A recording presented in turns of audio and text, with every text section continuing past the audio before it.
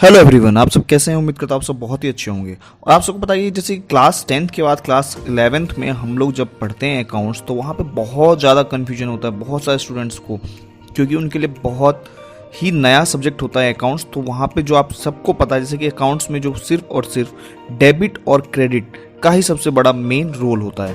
तो आज जो हम सीखने वाले हैं डेबिट और क्रेडिट का सबसे आसान तरीका, जो आप कभी नहीं भूल पाएंगे कि कब डेबिट होगा कब क्रेडिट होगा। तो आइए हम इस वीडियो में देखने वाले हैं डेबिट और क्रेडिट के बारे में। तो जैसे कि आप सबसे पहले स्क्रीन पे देख पा रहे होंगे जो meaning of debit and credit, वैसे कोई ऐसा खास मीनिंग नहीं होता डेबिट और क्रेडिट का, बट अकाउंट्स के वे में उसे एक तरह से इंडिकेटिंग ऑफ साइड्स कहते हैं। जैसे आप देख पा रहे होंगे कि जो एक left hand side of an account वो डेबिट होता है, और अगर हम बात करें जो right hand side of an account है वो आपका क्रेडिट होता है। तो जो आप अभी स्क्रीन पे देख पा रहे होंगे उस स्क्रीन पे ये देख पा रहे होंगे कि एक फॉर्मेट बना हुआ है, ये अकाउंट का फॉर्मेट है, और ये आपके टी से फॉर्म में जो है इस फॉर्मेट को बनाया जाता है।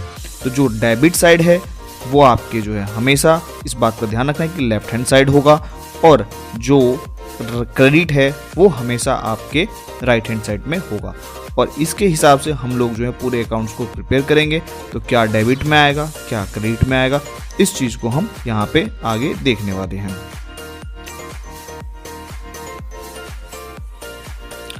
अब यहाँ पे हम बात ये करेंगे कि जो ये अकाउंट में डेबिट क्या होगा क्रेडिट क्या होगा उसको हम समझते हैं सबसे पहले। तो यहाँ पे जैसे मैंने यहाँ पे क्या है कि डेबिट वो सारी चीज़ें होंगी जो बिजनेस के लिए होता है, आई मीन कि जो बिजनेस का है वो सारे डेबिट, और क्रेडिट जो बिजनेस का नहीं होता है। तो जैसे कि मैं कहता हूँ कि जो बिजनेस का होता है उसमें सारे एक्सपेंस लॉसेस ये सारे जो है कंसिडर किए जाएंगे। और क्रेडिट की हम बात करें कि जो बिजनेस का नहीं होता, जैसे कि आपको पता है कि जो बिजनेस एक ऑनर उसको रन करता है, तो प्रॉफिट जितना है इनकम जितना है वो सारा का सारा किसको रिसीव होगा, वो एक ऑनर को रिसीव होगा। तो वो सारी चीज़ें क्रेडिट होंगे। अब यहाँ पे हम समझेंगे कि एक एग्जांपल ले रहा हूँ मैं, एक स्टोरी ले रहा हूँ, उस स्टोरी के अकॉर्डिंग आप देख सकते हैं यहाँ पे। तो सबसे पहले यहाँ पे मैंने लिया है कि ये मिस्टर एक राम है, और राम ने यहाँ पर एक अपना बिजनेस स्टार्ट किया है, और वो जो बिजनेस स्टार्ट किया है वो बिजनेस है इसका यहाँ पे जो इनका नाम है राम, और राम ने अपने नाम से बिजनेस स्टार्ट किया, उनका नाम है राम टेक्सटाइल बिजनेस।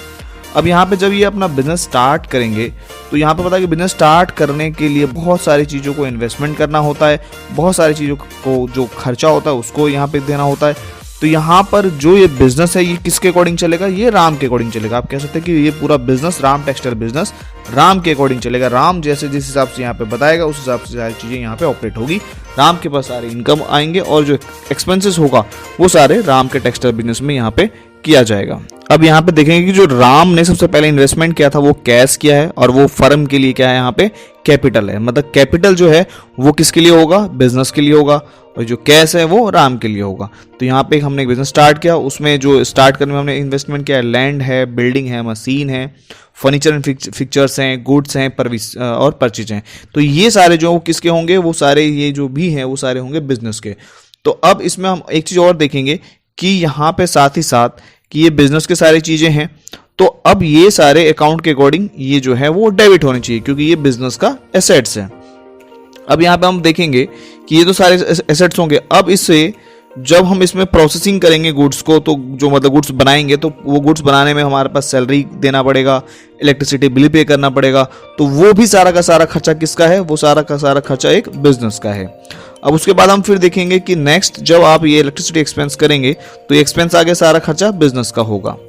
अब उसके बाद जब सैलरी आप करेंगे तो उसमें हो सकता है कि आपका प्रॉफिट निकालना है यहाँ पे, तो आपको पता है कि जितना आपने सेल किया जितने परचेज किए थे उसका जो डिफरेंस आएगा वो आपका प्रॉफिट का निकलेगा। लेकिन अब यहाँ पर गेन सेल और रेवेन्यू ये जितने भी सारे पॉइंट्स है ये सारा का सारा किसका है, बिजनेस का नहीं है, ये सारा का सारा है राम का। क्योंकि बिजनेस का तो एक काम है कि बिजनेस प्रोसेस करेगा, प्रोसेस करके जो है वो प्रॉफिट अर्न करेगा, और वो प्रॉफिट कौन रिसीव कर लेगा, वो प्रॉफिट रिसीव कर लेगा यहाँ पे राम।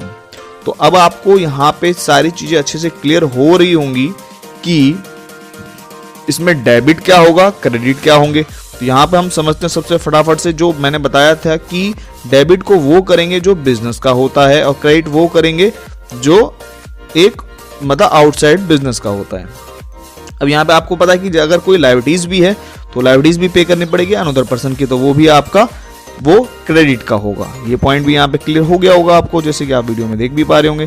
तो यहाँ पे समझते जो एसेट्स है वो सारे के सारे बिजनेस का है, खर्चा है वो डेबिट होगा। फिर उसके बाद हम बात करें जो एक्सपेंस है, वो एक्सपेंस भी जो खर्चा है वो डेबिट होगा। यहाँ पे जो लायबिलिटीज है और जो सेल्स हैं ये सारे के सारे आपके क्रेडिट होंगे। तो यहाँ पे आपने अच्छे से इस चीज को देखा होगा कि क्या चीजें डेबिट होंगी और क्या चीजें क्रेडिट होंगी। तो अब हम समझेंगे इसमें वन बाय वन, कुछ एग्जाम्पल लेते हैं कि क्या डेबिट होंगे और क्या क्रेडिट होंगे। तो जैसे एसेट्स है, आपको पता है कि एसेट्स जो है ये यहाँ पे एक्सपेंस एंड लॉसेस हो गया, ड्राइंग हो गया। तो ये सारे के सारे आपके क्या होने वाले हैं, ये एक तरीके से बिजनेस का होता है। तो ये सारे के सारी चीजें आपकी यहाँ पे डेबिट हो जाएंगे। और ये बात का ध्यान रखना आपके, जब भी एसेट्स, एक्सपेंस और लॉसेस, जब भी ये ड्राइंग जब भी इंक्रीज होंगे तो ये सारी की सारी चीजें डेबिट होंगे, और जैसे ही ये तीनों चीजें डिक्रीज होगा तो वो क्रेडिट हो जाएंगे। उसके बाद यहाँ पे जो उसका रूल है कि डेबिट मतलब एसेट्स, एक्सपेंस और ड्राइंग अगर डेबिट हो मतलब इंक्रीज होंगे तो डेबिट होगा, और डिक्रीज होंगे तो फिर वो क्रेडिट हो जाएगा। फिर हम बात करेंगे कैपिटल, रेवेन्यू और इनकम की और लायबिलिटीज की। अगर ये इंक्रीज होते हैं तो ये क्रेडिट हो जाएंगे, और ये डिक्रीज होते हैं तो ये डेबिट हो जाएंगे। तो जैसे कि यहाँ पे आपको ध्यान रखना होगा, रूल है कि अगर कैपिटल, इनकम और लायबिलिटीज आपके इंक्रीज होने पे क्रेडिट होते हैं, डिक्रीज होने पे डेबिट होते हैं। अब यहाँ पे जो आप रूल देख रहे होंगे वो गोल्डन रूल ऑफ अकाउंटिंग का है, जो ट्रेडिशनल अप्रोच है, जो पर्सनल अकाउंट, रियल अकाउंट और नॉमिनल अकाउंट। तो यहाँ पे आपको कुछ एग्जांपल यहाँ पे देखने को मिलेंगे कि पर्सनल अकाउंट आपके पर्सनल से रिलेटेड होता है, रियल अकाउंट जो एसेट्स और प्रॉपर्टी से रिलेटेड होता है, नॉमिनल अकाउंट जितने एक्सपेंस और लॉसेस होते हैं उससे रिलेटेड होते हैं। तो अब इसमें क्या पर्सनल है, क्या रियल है और क्या इसका क्या रूल होता है। तो पर्सनल अकाउंट का जो रूल होता है तो आप सबको पता है, debit the receiver and credit the giver. उसके बाद हम बात करेंगे यहाँ पे जो आपका रियल अकाउंट का जो रूल होगा वो होगा debit what's comes in and credit what's goes out. उसके बाद नॉमिनल की बात करेंगे, debit all expense and losses और credit all income and gain. तो ये आपको अच्छे से क्लियर हो गया होगा कि इसके रूल्स क्या होते हैं। आप कुछ समझ लेते हैं, इसमें कुछ एग्जांपल लेते हैं। जैसे कि एग्जांपल पहला, फर्स्ट हमने